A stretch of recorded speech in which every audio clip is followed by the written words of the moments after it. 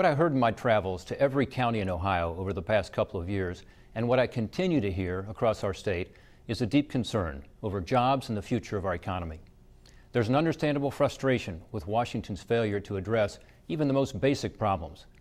People are looking for leadership to help create jobs and opportunity, and instead what they see is the same tired political responses. We were told 2 years ago this month that the way to grow the economy was through bigger government, more spending, and more borrowing. The stimulus plan ended up costing over $1 trillion when you include the interest on the money that had to be borrowed to pay for it. It was a grand experiment that failed. It not only failed to produce new jobs and economic boost the Obama administration promised, the $1 trillion price tag, combined with higher levels of spending across government, added up to a record deficit again this year, and a national debt that is now dangerously close to the size of the entire U.S. economy. This growing red ink is hurting the economy today and mortgaging the future for our kids and grandkids. So we've had to relearn the lesson we all know in our hearts. You can't spend your way to prosperity. As American families have tightened their belts over the past couple of years and businesses have had to do more with less, the federal government has taken the opposite path, spending more, growing bigger, and becoming more involved in our economy and our lives. This historic failure to control spending directly affects our economy and the ability to create jobs. It pushes up interest rates, crowds out private investment, and leaves us with three bad choices: either far higher taxes, even more borrowing, or both.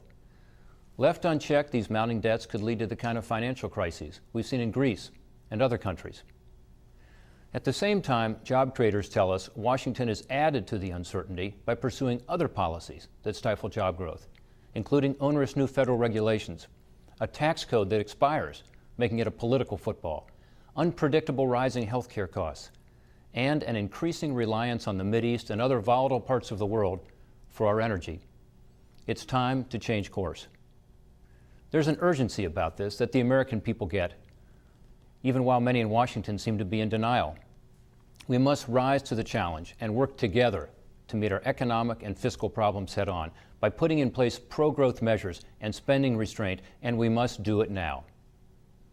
This means enacting new tax policies that take away uncertainty and encourage innovation and investment and make us more competitive in a global economy. It means real health care reform that truly reduces costs, helping working families and small businesses afford access, and addressing the biggest cost driver in entitlement programs that everyone acknowledges are unsustainable. It means sensible regulatory reform that reverses the growing burdens on employers that drive jobs overseas. It means a national energy policy that uses our own resources to stop our dangerous dependence on foreign oil. And it means stopping the red ink that threatens to swamp our economy. Once a year, presidents are required to submit a federal budget that sets out a vision for the coming year and into the future.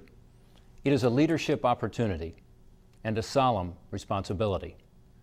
There was a lot of anticipation surrounding the president's budget release last week. After all, President Obama had repeatedly and eloquently described the dire fiscal condition of the nation, and he promised action.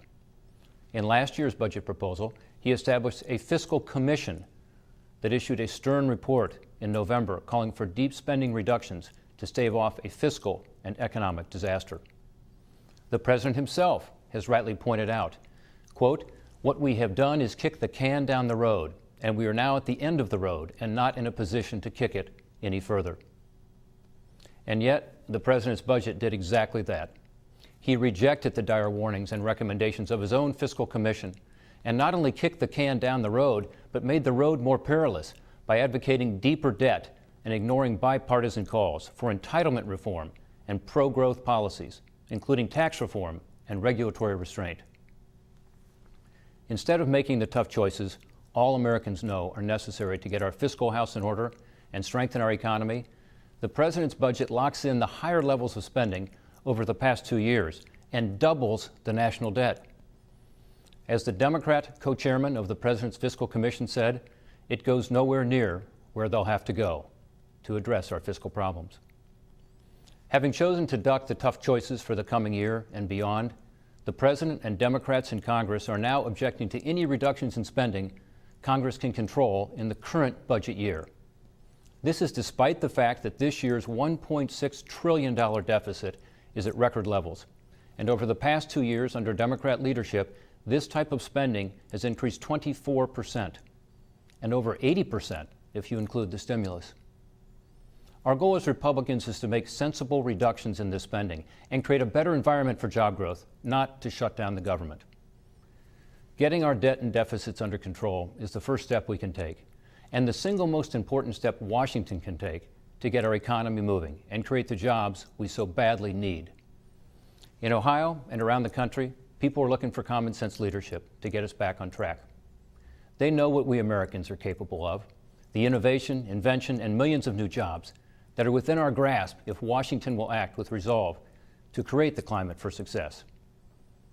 But they know that we risk the American dream becoming a fiscal nightmare if we do not act, and act now to do what's right.